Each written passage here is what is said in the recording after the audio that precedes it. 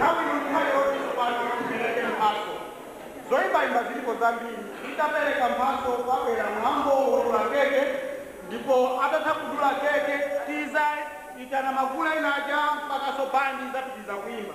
Kwamalira ni nthawi iyambe kutosapo zofunikira kwambiri.